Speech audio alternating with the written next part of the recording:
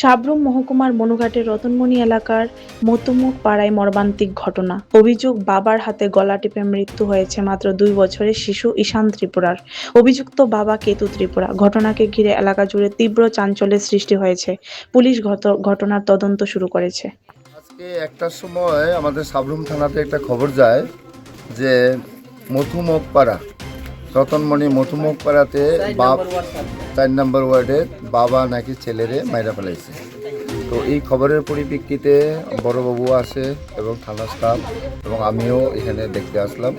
তো এখানে যা ঘটনা দেখলাম যে এখানে মথুমুখ পাড়া যে কেতু ত্রিপুরা, বয়স অনুমান 26-27।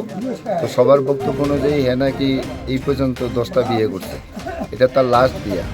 তো এই বিয়েটা করছে অতিরুং ত্রিপুরা, মানে গাইভিং, অতিরুং গাইভিং। তার বয়স 20-30।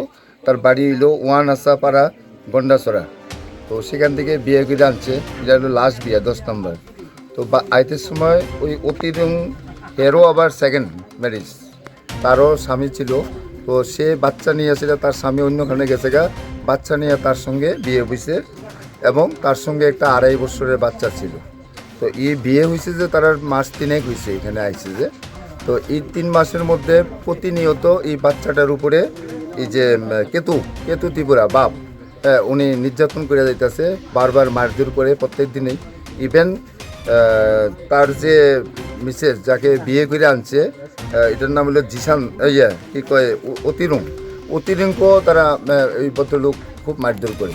তো আজকে 12টা 12:30টার সময় এই যে অতিরুং ঘরে রান্না করতে আসলো, হঠাৎ করে ঘরের মধ্যে চিৎকার শুনছে। তো চিৎকার শুনছে, দৌড়িয়ে আইছে, পাশাপাশি লোকও দৌড়িয়ে আইছে। আয়া দেখতেছে বাচ্চাটা ফিটিয়ে রয়েছে, অজ্ঞান হয়ে গেছে গা। বাচ্চাটার মাথাতে জল ডালতেছে এবং বাচ্চাটার গায়ে অনেক কালো দাগ টাগ আছে, যে আগে মারধর করছে এবং আজকেও মারধর করছে কিনা এটা তো কেউ দেখছে না। আজকেও করতে পারে, বা এখনও যে সময় মারা গেছে এ সময় করতে পারে। তো এই ঘটনার পরিপ্রেক্ষিতে আমরা অতিরুংরে আর কেতু ত্রিপুরারে উঠিয়া থানাত নিছি।